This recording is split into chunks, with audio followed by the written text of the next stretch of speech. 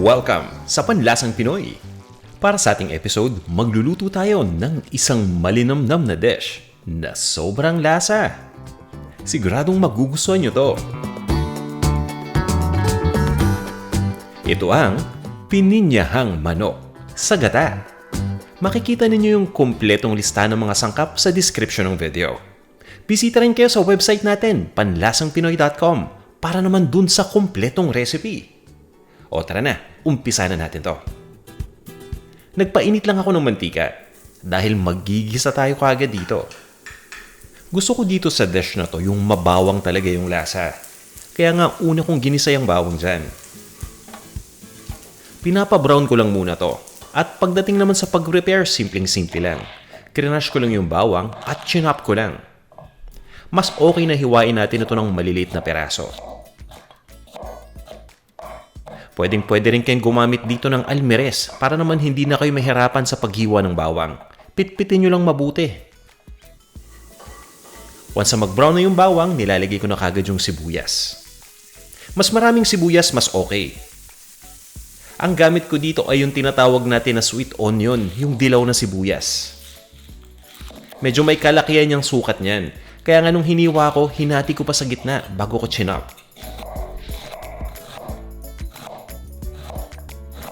Pwede rin kayong gumamit dito ng food processor para mas mapabilis yung hiwa ninyo sa sibuyas. Igisa nyo lang yan hanggang sa maging malambot na. Mga 30 to 45 seconds. Then ilagay nyo na yung kamatis. Isang perasong hinog na kamatis yung gamit ko dito. Kapag may kaliitan yung kamatis na gamit ninyo, kahit 2 peraso, okay din. Dinadice ko lang ito.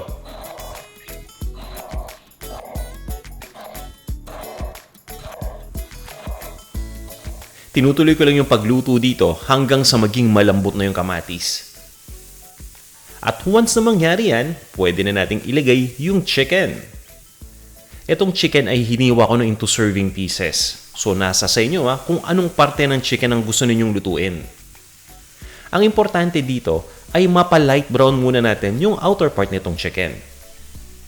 Kaya nga ini-spread out ko muna to dito sa lutuan. Niluluto ko lang ng mga 1.5 minuto yung isang side tapos niyan hinahalo ko lang. At sinisigurado ko lang na maluto ng pantay-pantay lahat ng sides nito. Once na napa-light brown ko na yung chicken, itinutuloy ko pa yung pagluto. Sinasangkutsa ko pa yan para mas maging malasa. After kong masangkutsa, ay nilalagay ko na dito yung toyo. Pagkalagay ng toyo, ito na yung pagkakataon para ma-deglaze natin ito. Ang tinutukoy ko ay yung process kung saan tinatanggal natin yung mga dumikit na residue dito sa lutuan. Nakakatulong kasi yung liquid para mas matanggal natin ito ng madali. At once na ma-deglaze na nga natin, tinutuloy ko yung pagluto dito hanggang sa mag-evaporate ng completely yung liquid. At naka-high heat setting pa rin tayo dito para dun sa mga nagtatanong. Ngayon naman ilalagay ko na dito yung pineapple juice. Ang gamit ko kasi ditong pinya ay yung nakalata na pineapple chunk. Di ba kapag nakalata may kasamang juice yon? So yun yung juice na nilagay natin. At naglalagay na din ako dito ng chicken broth. Pwede kayong gumamit ng chicken stock or kahit tubig lang.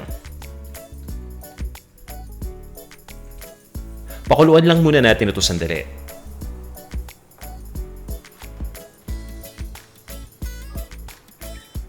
At once kumulo na ay nilalagay ko na yung gata. Ang gamit ko dito ay yung tinatawag natin na coconut cream o yung kakang gata. Ito yung unang piga. Pwede kayong gumamit ng dilatang kakang gata dito. Kung walang kakang gata na available, pwede kayong gumamit ng regular na coconut milk. Mapa-fresh man yan or nakalata. Kalahati ng gata lang muna yung niligay ko Pinapakuluan ko lang yan ulit. At nilalagay ko na dito yung pinya. Kaya nga nang sabi ko kanina, pineapple chunks na dilata yung gamit natin. Kalahati lang muna yung ilalagay ko. Yung kalahati, ilalagay natin towards the end of the cooking process. Pwede rin kayong gumamit ng sariwang pinya dito. Kung walang available na pineapple chunks, pwede kayong gumamit ng pineapple tidbits. At kung wala pa rin, pwede rin kayong gumamit ng nakalata na pineapple slices. Tapos niyan, hiwain na lang ninyo into chunks. At ngayon naman, kailangan na nating palambutin yung chicken.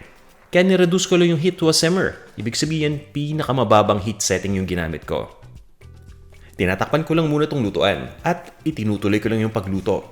Mga 30 to 40 minutes. At pagkatapos nga niyan, ibig sabihin itong chicken okay na to. Lutong-luto na yan. In-adjust ko ngayon yung heat from the lowest setting papunta sa medium. And right now, ilalagay ko ng ibang mga ingredients pa. Ito na yung carrot. Pagdating sa carrot, syempre balatan natin yan, tapos hiwain lang ninyo. Hinihiwa ko lang yan ng roll cut, pero pwede ninyong hiwain yan ng diagonal, tapos yung maninipis lang. So nasa sa inyo yan, Pagkalagay ng carrot, niluluto ko lang muna yan ng mga 5 to 7 minutes. At pagkatapos ay nilalagay ko na yung natira pang gata. Sabi ko naman sa inyo creamy-creamy itong niluluto natin. Kaya naman sobrang linamnam. Mapaparami kayo ng kanin dyan, sigurado. Pagkatapos nga pala ninyong lutuin to, sabihin nyo sa akin kung nakailang kanin kayo, At yan, hinahalo ko lang mabuti yan. Tapos itinutuloy ko lang yung pagluto. Hindi na natin kailangan pantakpan tong lutuan. Dahil ang gusto kong mangyari dito, mag-evaporate yung liquid nito. Kumbaga, hindi naman nagmamantika pero malapot na malapot. Naglalagay din ako dito ng bell pepper para naman manamis-namis itong ating niluluto. Tinatanggal ko lang muna yung buto dyan at pagkatapos nga ay hinihiwa ko lang ito into squares. Pagkalagay ng bell pepper, lutuin nyo lang yan ng mga 3 minutes.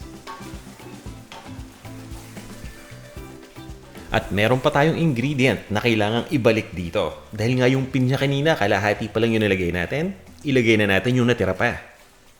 Sadyang nilalagay ko to towards the end ng cooking process dahil itong niluluto natin, actually malasang-malasa na yan, Yung pinya, kumbaga, kumapit na yung lasa dyan sa sauce. Nilalagay ko tong pinya na second batch sa bandang huli for garnish lang. Para matingkad yung magiging kulay niyan. Tingnan nyo naman, di ba? Mas nagiging maganda sa paningin. Mas nagiging enticing, di ba? Halu-haluin lang natin yan at timplahan na natin. At pagdating naman sa panimpla, ang gamit ko dito para may umami flavor, patis. Fish sauce. Konting halo-halo lang muna. At pagkatapos ay naglalagay din ako dito ng ground black pepper. Para nga pala dun sa mga hindi nagpapatis, pwede kayong gumamit ng asin dito. At para naman dun sa mga walang ground black pepper na available, kahit yung pamintang puti, yung ground white pepper or white pepper powder, pwedeng-pwede. Pero kung pamintang puti yung gagamitin ninyo, konti lang muna, Baka kasi maanghangan kayo masyado, Haluin lang natin ito hanggang sa ma-distribute natin yung seasoning. At ilipat na natin to sa isang serving bowl at iserve na natin. Ito na ang ating pininyahang manok sa gata. Sana masubukan nyo tong ating recipe and let me know kung gaano nyo to nagustuhan. At kung meron kayong mga katanungan, suggestion o feedback, nasa comment section lang tayo, mag-comment lang kayo.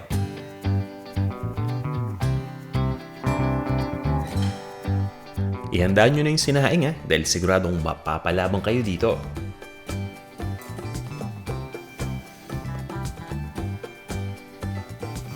O, tara na. Kain na tayo.